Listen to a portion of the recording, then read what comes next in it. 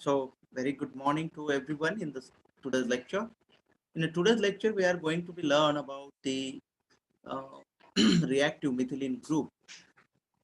In this semester, we are going to be learn about the two molecules, basically malonic ester and acetoacetic ester. These both molecules are the carbonyl compounds, and they having the reactive methylene group means CH2 in between to the carbonyl group, and so this molecule acts as to be the reactive methylene group. Okay, means it's having the reactive methylene group. Reactive methylene group इसमें present है और reactive methylene group क्या होता है कि जो CH2 होता है which is present in between two carbonyl means it's simply called as it is present in between two strongly electron withdrawing group. So this CH2 जो कि ये CH2 यहाँ पे प्रेजेंट होता है, ये CH2 का जो दोनों भी हाइड्रोजन हमें दिखते हैं, तो this hydrogen are highly acidic in nature और स्ट्रांगली एसिडिक इन नेचर. ठीक है, अब स्ट्रॉन्ग एसिडिक इन नेचर होने की वजह से क्या होगा, it gives this H as a positive and develop the negative charge on this carbon. Okay, so ये जो है ये negative charge develop कर देता है, and this negative charge means this is simply known as to be the nucleophile. Okay, and it acts as to be the nucleophile, and we are learning here about the reactions of reactive methylene group or malonic ester. Firstly, we are studying here. So in the last lecture, we already learned one reaction, that is the alkylation reaction of reactive methylene group or this malonic ester molecule. So we understand here this two hydrogen from this carbon reactive methylene group. These two hydrogens are departable and it is abstract by the base and develop the negative charge on this carbon. Okay, and then this negative charge carbon behave like a nucleophile, and then it attack on the different type of alkyl halide and shows substitution reactions. This R is substituted to this carbon. Okay, R is goes to this carbon, means a substitution is occur at this carbon reactive methylene group, and alkyl substituted product is formed. Okay, so हम लोग यहाँ पे देखते हैं कि जो R जो है ये इस कार्बन पे जाएगा यहाँ पे पर, और यहाँ पे दो हाइड्रोजन होते हैं तो दो टाइम यहाँ पे एनायन बन सकता है, न्यूक्लियोफिलिक हो सकता है, तो ये दो टाइम इसका अल्किलेशन भी हो सकता है. तो फाइनली हमने देखा कि दो टाइम अल्किलेशन होने के बाद पहले RH के साथ में हमने रिएक्शन की और सेकंड में जो है हमने ये R1X के साथ रिएक्शन की, मतलब अल्किल ग्रुप ही है बट ये फर्स्ट टाइम हमने इसको यूज किया, ये सेकंड टाइम यूज किया. तो दो टाइम इसका अल्किलेशन होने के बाद हम यहाँ देखते हैं कि एक R यहाँ पे सब्स्टिट्यूट हुआ और दूसरा ये वाला R जो है यहाँ पे सब्स्टिट्यूट हुआ. It is a dialkyl substituted product. Okay, और इसके बाद में हमने उसका हाइड्रोलिसिस किया था, तो ये जो ईस्टर ग्रुप है, ईस्टर ग्रुप का एसिड में कन्वर्जन हो जाता है. इस तरह से हम देखते हैं कि यहाँ पे दो एसिड बन जाते हैं. ठीक है, तो ये था अल्किलेशन रिएक्शन, और अल्किलेशन के बाद में हमने जो रिएक्शन स्टार्ट की थी उसमें हम देख रहे थे कि preparation of acid and different type of acid by using the malonic ester. So firstly we prepared here acetic acid. Okay, this is very simple process by just hydrolysis. हम just hydrolysis करके क्या करते हैं कि ये ester group को इसका H2O के साथ मतलब हाइड्रोलिसिस कर दिया, तो क्या होगा, यहाँ पे ये जो है H और यहाँ पे जो है ये OH. ठीक है, इस तरह से. अब ये OH जो होता है दिस इज द न्यूक्लियोफाइल, और ये जो न्यूक्लियोफाइल होता है ये चला जाता है ये इलेक्ट्रोफिलिक सेंटर मतलब ये कार्बोनिल ग्रुप के साथ, और ये H जो होता है पॉजिटिव चार्ज, तो ये जाता है ये ऑक्सीजन पे, तो यहाँ पे ये ऐसे अल्कोहल जो है ये बाहर निकल जाता है. ठीक है, और यहाँ पे ये देख रहे हैं हम, यहाँ पे एसिडिक ग्रुप फॉर्म हो जाएगा. ठीक है, तो हमें यहाँ पे इस तरह से मैलोनिक ईस्टर जो था वो ईस्टर का कन्वर्जन जो है एसिड में हो गया. देखो ये बन गया मैलोनिक एसिड. ठीक है, मतलब ये दोनों भी ईस्टर ग्रुप, ये वाला और ये वाला, ये कन्वर्ट हो गया इस तरह से एसिडिक ग्रुप में.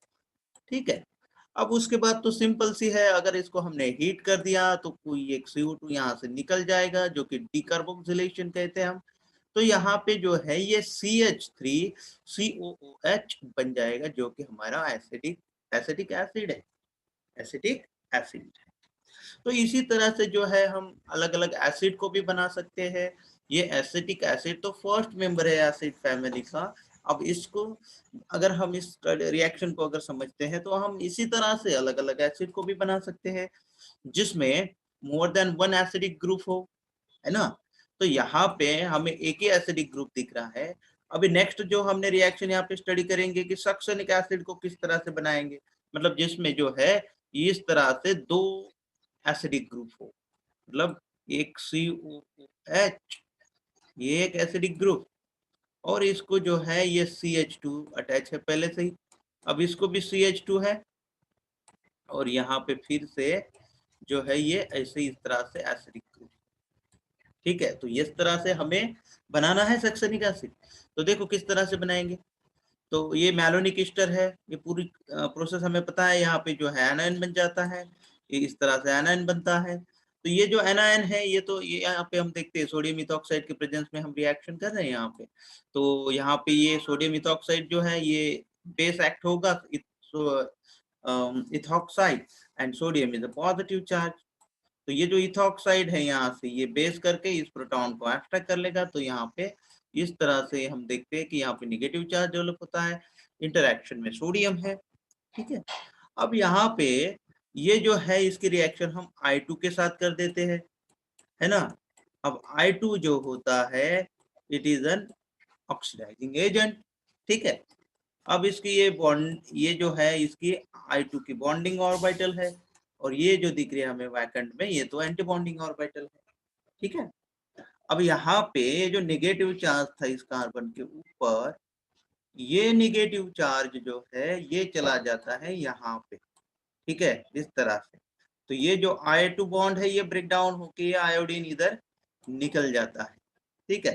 तो ये अगर एक आयोडीन यहाँ पे बॉन्ड हो जाएगा तो ये सोडियम के साथ दूसरा आयोडीन निकल जाएगा। तो हम यहाँ पे इसको कहेंगे ये हो गया NaI, NaI निकल गया, ठीक है ना, इस तरह से। अब क्या होता है कि ये जो एक मॉलिक्यूल है इसमें से इसने क्या कर दिया कि आयोडीन का सब्स्टिट्यूशन कर दिया इस रिएक्टिव मिथिलीन ग्रुप के ऊपर। तो ये बन गया इस तरह से, ठीक है। अब इधर जो है बाकी का जो स्ट्रक्चर है ये हम यहाँ पे निकालेंगे, ठीक है ना, इस तरह से। ये बाकी का ईस्टर जो भी है ये इथिल ईस्टर जो है वो वैसे के वैसे रहेगा, there is no change because the reacting centre is reactive methylene group in this molecule. तो इस तरह से है। तो ये इसका आयोडीन सब्स्टिट्यूशन हो गया। तो अब क्या होगा कि ये जो सेकेंड मॉलिक्यूल जो है जो कि खुद न्यूक्लियोफिलिक में प्रेजेंट है इसी तरह से, ठीक है ना।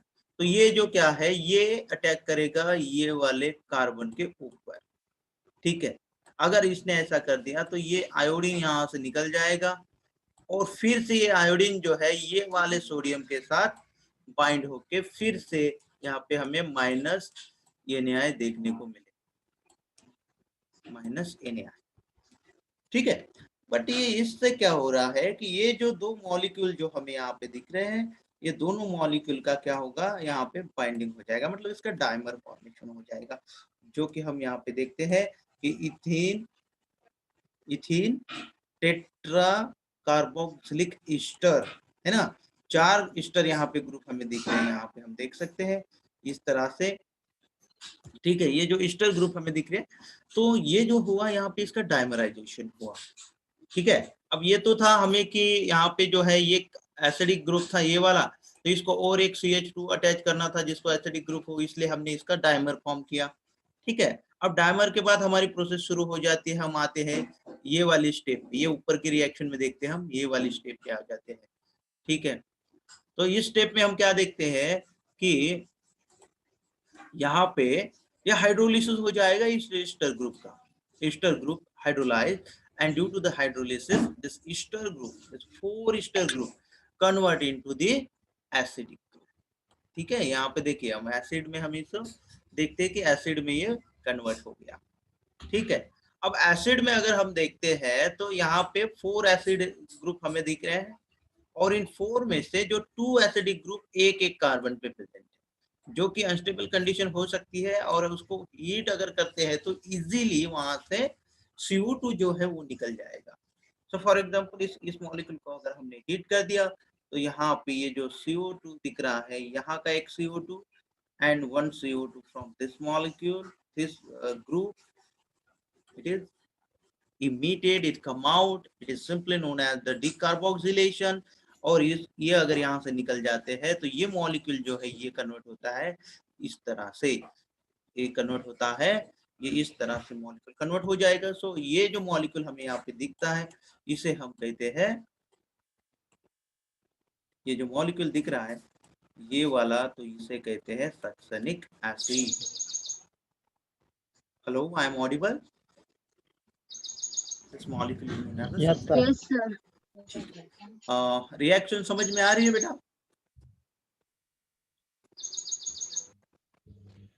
हेलो तौसीफ? Yes, sir. हाँ सर कुछ हाँ बोलिए। सर प्रॉब्लम जा रही है सर रिएक्शन समझने में। हाँ बोलिए ना, कौन सा प्रॉब्लम जा रही है?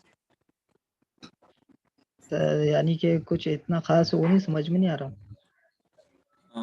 अच्छा, तो मैं क्या बोल रहा हूँ कि आपको प्रॉब्लम किस तरह से आ रही है?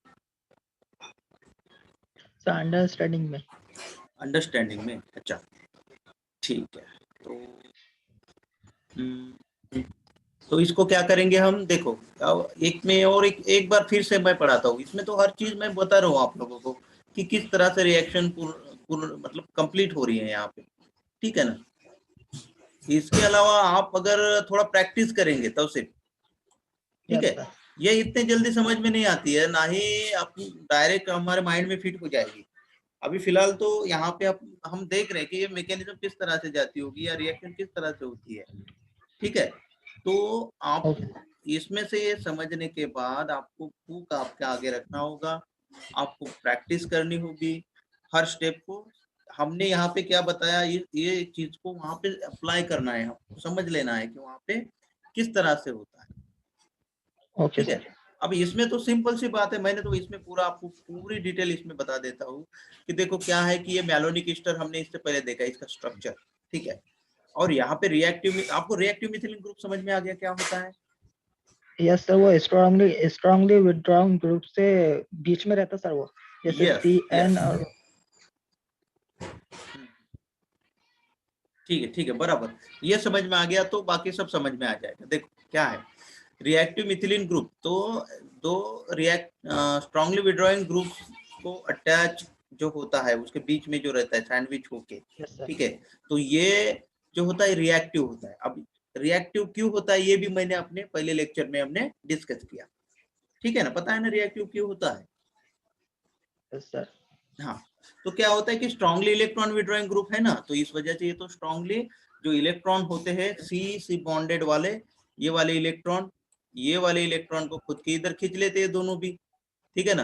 तो दो साइड से इसको अगर खींचते हैं तो ये जो है ये तो बहुत इलेक्ट्रोपॉजिटिव हो जाएगा, जिसे हम इलेक्ट्रोफिलिक कहते हैं, इलेक्ट्रोफिलिक हो जाएगा, है ना। अब ये जो इलेक्ट्रोफिलिक होता है तो इसके जो ये बॉन्डेड हाइड्रोजन जो है ये तो ये भी इलेक्ट्रॉन इसको दे देंगे, है ना। तो ये जो दो हाइड्रोजन होते हैं ज्यादा एसिडिक हो जाते हैं, और एसिडिक होने की वजह से इसको कोई भी बेस इसको इजीली निकाल लेता है, ठीक है ना। अब ये इजीली निकाल लेता है तो इसमें एनायन इजीली बन जाएगा, और एनायन इजीली बन जाता है तो ये रिएक्शन में इजीली पार्टिसिपेट हो जाएगा, तो हम इसको कहते हैं कि ये ज्यादा रिएक्टिव है, ठीक है। अब दूसरी चीज जो है यहाँ पे हम समझ रहे हैं कि वो उसका एसिड किस तरह से बना रहे हैं हम, ठीक है। तो सिंपल सी बात है, एसिड बनाने के लिए जो मॉलिक्यूल हमारे पास है अभी जो कि मैलोनिक ईस्टर है, मतलब ईस्टर मॉलिक्यूल हमारे पास है ना, ईस्टर। तो एक चीज यहाँ पे आप लोगों ने 11-12 से पढ़ते आ रहे हैं आप लोग, जिसमें कहा जाता है कि ईस्टर की रिएक्शन जब हम उसको H2O के साथ करते हैं, उसका हाइड्रोलिसिस करते हैं, ठीक है, तो क्या होता है, ये ईस्टर का कन्वर्जन एसिड में हो जाता है, ठीक है। ये बात समझ में आ गई? देखो क्या है, हमें एक चीज पता होनी चाहिए, ईस्टरिफिकेशन रिएक्शन पता है आप लोगों को? ईस्टरिफिकेशन मतलब ईस्टर बनना किस तरह से बनता है ईस्टर। देखो क्या होता है, एक होता है एसिड, क्या होता है, एसिड, और दूसरा होता है एक अल्कोहल, एक एसिड और एक अल्कोहल। ये कोई भी एक एसिड समझ लो या कोई भी एक इसको अल्कोहल हम ले लेते, फॉर एग्जाम्पल के लिए आर ले लिया, ठीक है। अब एसिड और अल्कोहल की यहाँ पे रिएक्शन होगी तो क्या बन जाएगा, ईस्टर बन जाएगा। देखो मैं आपको ईस्टरिफिकेशन पढ़ा रहा हूँ यहाँ पे, ये अपना टॉपिक नहीं है। अभी ईस्टरिफिकेशन को समझेंगे तो ये रिएक्शन भी आपको इजीली समझ में आ जाएगी।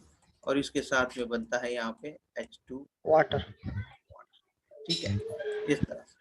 अब ये जो है ये है ईस्टरिफिकेशन रिएक्शन। इसमें क्या हो रहा है, ये जो ये एसिड ग्रुप जो दिख रहा है और यहाँ का जो ये हाइड्रोक्सी ग्रुप जो दिख रहा है, तो ये इसकी रिएक्शन हो जाती है ना। तो यहाँ से जो ये यहाँ से H2 मॉलिक्यूल जो है ये निकल जाता है, यहाँ से H2 मॉलिक्यूल जो है वो निकल जाएगा। अब H2 मॉलिक्यूल निकलने के बाद यहाँ पे ये इसका बाय प्रोडक्ट रहेगा, ठीक है, और ये बन जाएगा ईस्टर मॉलिक्यूल, ठीक है। मतलब ये एसिड जो है, एसिड का कन्वर्जन जो हुआ ये किस में हो रहा है, ईस्टर में हो रहा है, ठीक है। अब यहाँ पे क्या होता है कि ये वाटर इसके साथ में अगर रिएक्ट हो जाता है, और हो ही जाता है, हो जाता है नहीं, ये होता ही है, तो इस वजह से ये रिएक्शन फिर से क्या हो जाती है, रिवर्स हो जाके यहाँ पे फिर से एसिड और अल्कोहल बना, ठीक है। ये रिएक्शन पता है आपको, तो ये है ईस्टरिफिकेशन रिएक्शन। तो हम क्या कर रहे हैं, हमारे पास ये वाला मॉलिक्यूल है, कौन सा, ईस्टर। अब इसी ईस्टर को हम क्या कर रहे हैं, उसको हाइड्रोलिसिस कर रहे हैं। अब हाइड्रोलिसिस करेंगे तो ये कन्वर्जन किस में होगा, एसिड में होगा, है कि नहीं, और अल्कोहल में होगा। तो इस रिएक्शन में जो हम स्टडी कर रहे हैं, इसमें तो यही चीज हम यहाँ पे स्टडी कर रहे हैं कि ये जो ईस्टर है हमारा मैलोनिक ईस्टर, तो मैलोनिक ईस्टर को हमने कन्वर्ट किया ये ग्रुप में, एसिडिक ग्रुप में, ड्यू टू द हाइड्रोलिसिस, ठीक है। Yes sir. हाँ, अब ये होने के बाद, अब ये अगर होता है तो नेक्स्ट जो है कंडीशन वो क्या होती है, देखो अब यहाँ पे हमने क्या किया, जो मैलोनिक ईस्टर था उसको हमने एसिड में कन्वर्ट कर दिया, जिसमें था ये इस तरह से, ये एक एसिडिक ग्रुप है, ठीक है, और ये दूसरा एसिडिक ग्रुप है, इस तरह से, ठीक है। इसी तरह से ना यहाँ पे है CH2, बराबर। अब ये बन गया मैलोनिक एसिड, क्या ये मैलोनिक एसिड। अब इस मैलोनिक एसिड को नेक्स्ट स्टेप में हम क्या करते हैं, इसको कर देते हैं हीट, क्योंकि हमें तो एसिड बनाना है, एक ही एसिड बनाना है, ठीक है। तो ये इसको अगर हीट कर दिए तो यहाँ से जो है कोई एक जो है CO2 निकल जाता है, कोई एक CO2 जो है यहाँ से निकल जाएगा। तो ये CO2 इस साइड से अगर निकल गया तो ये जो मॉलिक्यूल है ये हाइड्रोजन इसको कनेक्ट होके ये हो जाता है CH3, और इधर का ये एसिडिक ग्रुप वैसे की वैसे ही ना, तो ये क्या बन गया, ये बन गया एसिड, ठीक है। तो इस तरह से हमने जो ये पहली रिएक्शन यहाँ पे स्टडी की है, जो कि एसिड फॉर्मेशन वाली रिएक्शन है ये वाली, तो इसमें हमने देखा कि ये जो मैलोनिक ईस्टर है, ये मैलोनिक ईस्टर का हाइड्रोलिसिस करते हैं तो एसिड बन जाता है, और एसिड को हीट कर देते हैं तो डिकार्बोक्सिलेशन होता है, तो कोई एक CO2 बाहर निकल जाएगा, तो यहाँ पे ये कार्बोक्सिलिक एसिड जो है, जैसे कि एसिडिक एसिड इसे हम कहेंगे, ठीक है। तो ये बन जाता है एक एसिडिक एसिड। अब उसके बाद में कुछ एसिड और बनाते हैं जो कि हम कहते हैं सक्सेनिक एसिड है, उसके बाद में ग्लूटारिक है, एडिपिक है। तो ये कैसे बनाते हैं ये हम देख रहे हैं। तो इसमें क्या है कि यहाँ पे सिर्फ एक ही एसिडिक ग्रुप था। अभी सक्सेनिक एसिड का स्ट्रक्चर हमें पता होना चाहिए कि इस तरह से सक्सेनिक एसिड होता है, ठीक है ना। इसको भी हम थोड़ा सेपरेटली स्टडी करते हैं, सक्सेनिक एसिड, ठीक है। देखो अब यहाँ पे स्टडी करते हैं, ये जो है हमारा मैलोनिक ईस्टर, मैलोनिक ईस्टर, ठीक है, ईस्टर ग्रुप है यहाँ पे, तो दोनों साइड से हम लिख देंगे कि OET इथिल ईस्टर, ठीक है, इस तरह से।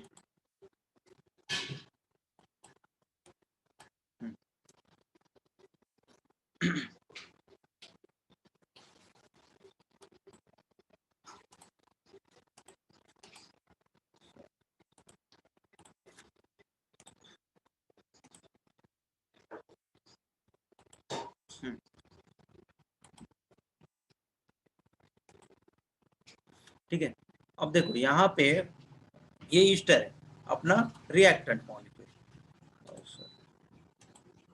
अब इस रिएक्टेंट मॉलिक्यूल को हमने क्या किया, चेंज किया, ठीक है, इसके साथ रिएक्शन की।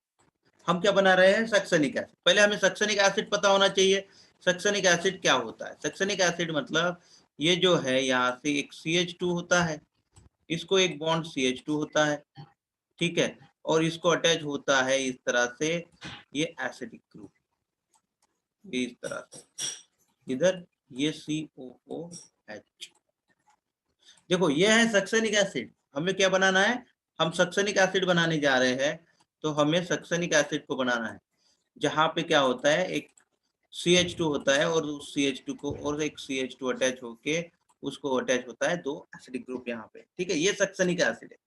अब सक्सेनिक एसिड बनाने के लिए हमें पता है कि एक अगर हम यहाँ पे मैलोनिक ईस्टर यूज करते हैं तो यहाँ पे एक एसिडिक ग्रुप बन जाता है ना, तो सिर्फ यहाँ पे बनेगा एक एसिडिक ग्रुप। तो हमें Yes, पता sir. है कि इस सक्सेनिक एसिड में तो दो एसिडिक ग्रुप दिख रहे हैं, कार्बोक्सिलिक ग्रुप दिख रहे हैं हमें, तो दो ग्रुप वहां पे दो मॉलिक्यूल यूज करना होगा वहां पे, है ना।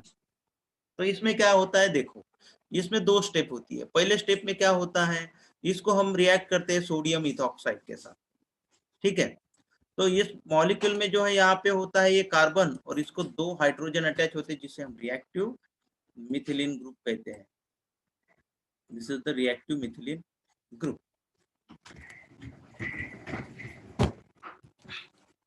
1 मिनट।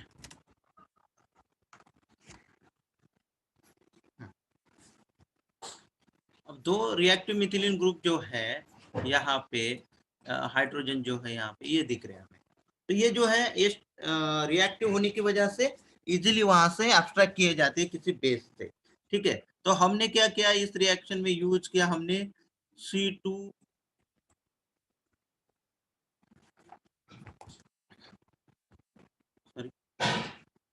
O और C2H5 जो कि क्या है, सोडियम इथॉक्साइड है ना। There is a sodium ethoxide. तो इस तरह से ये सोडियम इथॉक्साइड हो गया, जो कि इथॉक्साइड जो है एक नेगेटिव चार्ज बेयर करता है और Na जो है पॉजिटिव होता है। तो ये जो है ये एब्स्ट्रैक्ट करेगा ये इस प्रोटॉन को ऐसे, ठीक है। अगर ऐसा होता है तो यहाँ से ये हाइड्रोजन निकल जाएगा, यहाँ पे नेगेटिव चार्ज आएगा इस तरह से। मतलब ये जो मॉलिक्यूल कन्वर्ट हुआ ये किस में कन्वर्ट हो रहा है, अभी एनायन में कन्वर्ट हो रहा है। This molecule convert into the anion. यहाँ पे जो है कार्बोनिल ग्रुप है, इस साइड में भी कार्बोनिल ग्रुप है, और यहाँ पे जो है ये एनायनिक स्ट्रक्चर हमें दिख रहा है जहाँ पे हमने सोडियम को दिखाया है, ठीक है। अब इसके बाद इस साइड दोनों साइड में भी जो इथॉक्सी ग्रुप है हमें ये पता है, ठीक है, क्योंकि ये है ईस्टर। अब नेक्स्ट क्या है कि एक ईस्टर ग्रुप से तो एक ही एसिडिक ग्रुप बनेगा, ये वाला बन सकता है। तो हमें तो दो बनाने हैं तो इसका डाइमर बनाना पड़ेगा। तो डाइमर बनाने के लिए हम इसको आयोडीन के साथ में इसको रिएक्ट कर देते हैं, है ना। अगर आयोडीन के साथ इसकी रिएक्शन हो जाती है तो ये आई आई बॉन्ड हुआ, ठीक है, और इसकी बैक साइड में उसकी एंटी बॉन्डिंग होती है जो कि ये रिएक्ट हो जाएगा तो ये इस तरह से। तो ये आयोडीन जो है इस मॉलिक्यूल के साथ में बाइंड होगा और दूसरा आयोडीन जो है वो बाहर निकल जाएगा।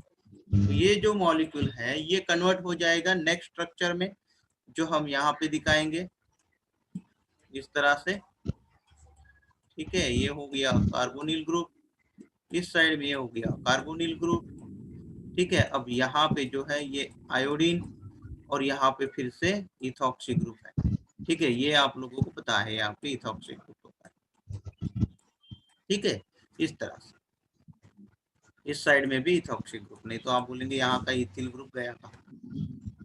ठीक है, इस तरह से। अब ये मॉलिक्यूल आपको दिख रहा है। अब इस मॉलिक्यूल के बाद ये जो है ये इसका एक ही मॉलिक्यूल है, ठीक है ना। अब यहाँ पे हम दूसरा एक मॉलिक्यूल, जो कि बीकर में तो एक ही नहीं बनेगा, इस तरह के अलग अलग नंबर ऑफ मॉलिक्यूल बन सकते हैं, इसका आयन बनते जाएंगे। तो एक मॉलिक्यूल का कन्वर्जन इसमें होता है। तो इसी तरह का जो दूसरा मॉलिक्यूल होता है, जो कि यहाँ पे हमने दिखाया कि वहां पे निगेटिव चार्ज होता है ना। निगेटिव चार्ज मतलब ये पहले वाले जो कंडीशन थी उसी तरह से वहां पे निगेटिव चार्ज जो बना हुआ है इस तरह से। क्या होता है, माउस की वजह से ये ज्यादा अच्छी ड्राइंग नहीं आती है इसके ऊपर, ठीक है। तो ये बन गया यहाँ पे इथिल ग्रुप, यहाँ पे इथिल ग्रुप बन जाएगा इस तरह से। और यहाँ पे जो है ये है निगेटिव चार्ज, ठीक है, ये निगेटिव चार्ज। अब ये निगेटिव चार्ज ये है न्यूक्लियोफिलिक, और ये अटैक करेगा ये वाले सेंटर पे इस तरह से। तो यहाँ से आयोडीन जो है ये निकल जाएगा, ठीक है ना। अब यहाँ से आयोडीन अगर निकल जाता है तो ये दोनों मॉलिक्यूल कनेक्ट हो जाएंगे और इसका जो है डायमर फॉर्मेशन हो जाएगा। डायमर मतलब ये दो मॉलिक्यूल अटैच हो जाएंगे। हेलो, तो ये डायमर मॉलिक्यूल इस तरह से हम दिखाते हैं,